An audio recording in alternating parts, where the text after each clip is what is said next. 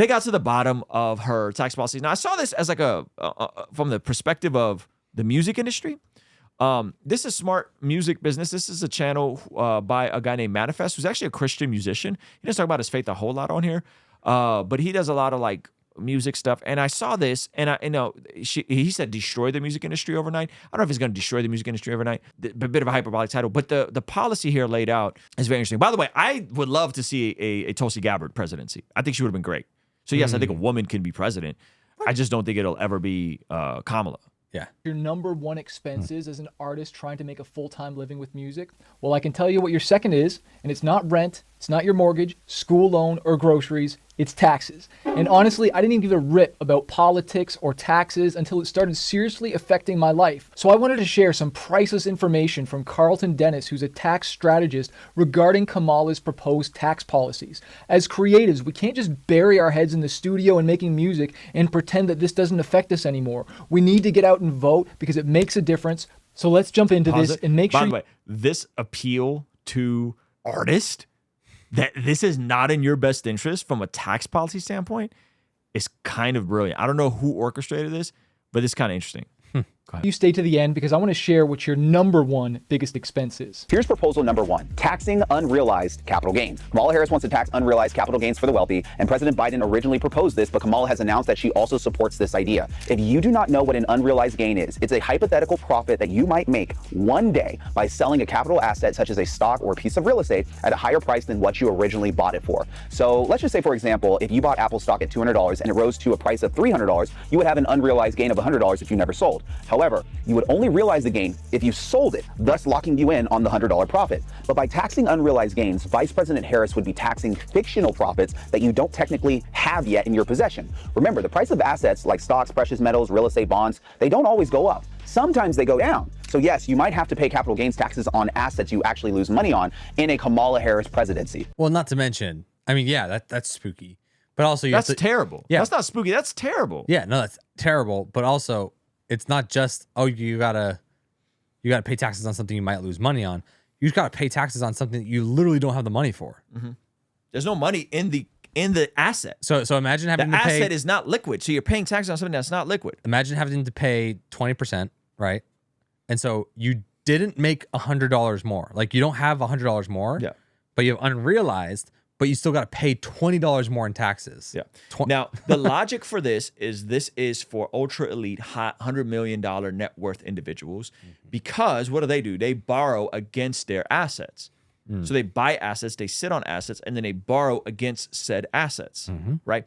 The issue, though, is that this is going to trickle down in the same way other taxes trickle down. That's the argument they're going to make next. Go ahead. And that's the reason it's not in the tax law. Now, before you check out and think that this doesn't affect you, I want to explain how it does, especially when it comes to selling your music catalog. Capital gains taxes significantly affect artists when they sell their music catalog because the proceeds from the sale are considered a capital asset, similar to selling real estate or stocks. Here's how it matters, okay? I'm excited to bring to you guys our first ever Bless God Summit happening March 27th, 28th, 29th in Southern California. The Beat's very own Alan Parr and Jen Parr, my guy John McCrae from the What Do You Mean YouTube channel, Preston Perry, Dr. Sean McDowell, Live Actions, Lila Rose, Trizzle Fitness, my pastor Jeff and his wife Erin Moores, as well as live performances from America's Got Talent winner Dustin Savella, Ryan Horton leading worship, Dirt Poor Robbins, and a special concert from John Keith and Miles Minnick. And listen, the goal of this conference is so that we can be the solution to all this craziness as we're coming out of a very tumultuous 2024. I don't know who's going to win this election, but I know there's going to be a lot of upset people come 2025. Now, this is our first conference that we're doing, but this is not our first live event. About a year ago, we did a 3-hour event where we brought in some of the same speakers, and here's some of the feedback from the people that attended that event. One of the things that stood out to me was how you need to be secure in the Word of God and how reliable it is. Making sure that God is in my personal ambition. The reason this is important is because the church has to gather. If you're somebody who is on the edge or on the fence of wondering if you should jump in or not, jump in. The health of my body is connected to my spiritual health, and that I need to take care of it. Be prepared to bring your notebook and be prepared to be reminded that you are made for more. I'm excited to announce that we really want to get as many of you there as we can. So we developed a couple of things. One, we now have a full scholarship opportunity for those of you guys that are like, Ruslan, I want to be there, man, but the way my bank account is set up right now, I just can't cut it, bro. Okay, great. We have a scholarship available where you can fill out a scholarship, and we have opportunities for those of y'all that got it and got the funds and you want to sponsor someone. We have opportunities to sponsor someone, and right inside of the ticket sales section, and an opportunity to buy a pay it forward ticket, as well as group discounts. If you want to bring a bunch of your friends,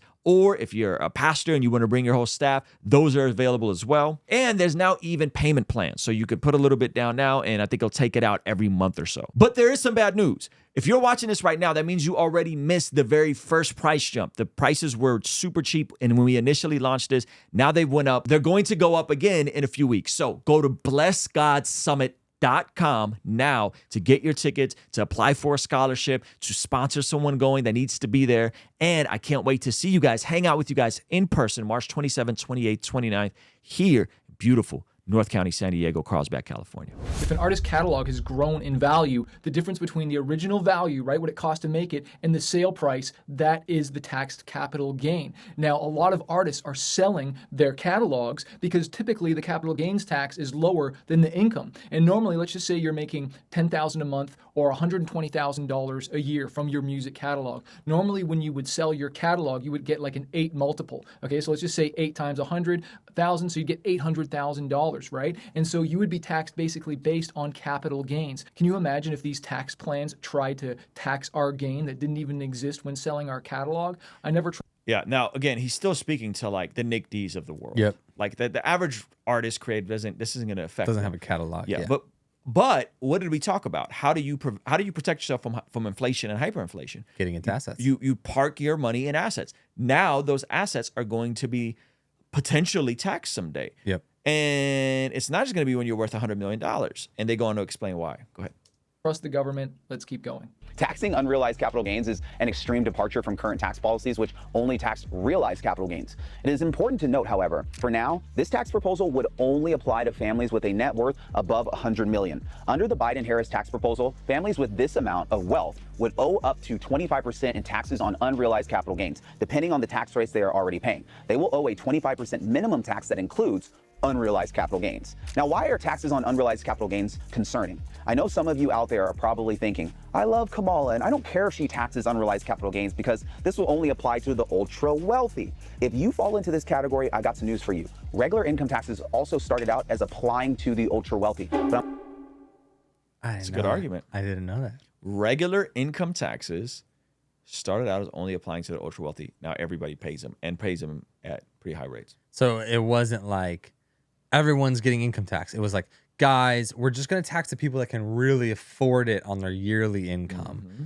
And then the people that could afford it are like, oh, it sucks. I'm guessing most of you watching this video currently are paying income taxes even if you're not ultra wealthy. When income taxes were first put into place in 1913, they originally only applied to the top 1% of Americans. Then, once the government got people used to that idea of income taxes, it started applying income taxes to the vast majority of workers in America, not just the top 1%. Wow. That's crazy. And by the way, 1913 is not that long ago. For those of you guys that are like, crazy. I'll pay my fair share of taxes, that's relatively modern. Look up what Israel was paying taxes to Rome under Roman occupation. It wasn't what we pay taxes 2%, now. 1%. Yeah, seriously. So this is one of those, like, I can't believe. First of all, most folks don't know that taxes are that modern. Your income tax, which is the highest percentage taxes any of us pay, is that modern. Second of all, that it started out as, we're just going to make the wealthy do this. Yeah.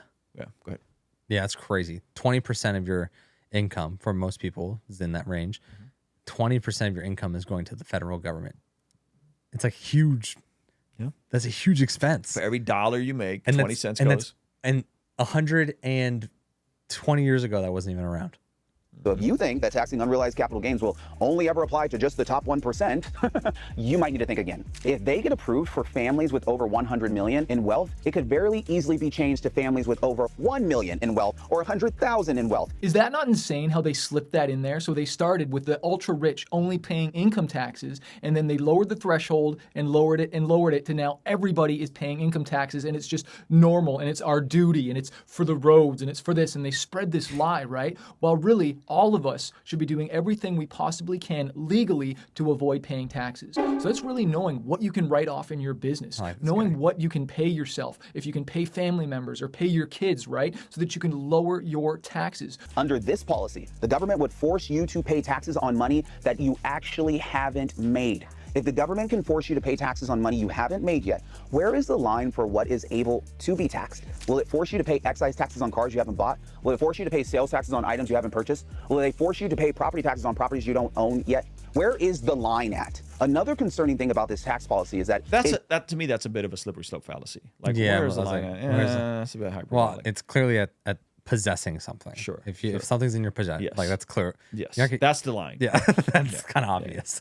does not appear to include a tax refund for unrealized capital losses. It seems only fair to me that if the government is going to tax unrealized capital gains, it should also refund unrealized capital losses. Yeah, and the idea behind this is the government is so in debt, it's such a deficit, they have to balance it out. So they're going to do this, and this is going to make things better, and it's not going to make things better. And the idea that it's just going to be to the ultra wealthy, maybe, but it may not be, right? And then it becomes anyone that owns any assets, because the wealth and income gap grows bigger and bigger, you know? Yep. So it's a very, very, very interesting. So anyway, let me know what you guys think about all that.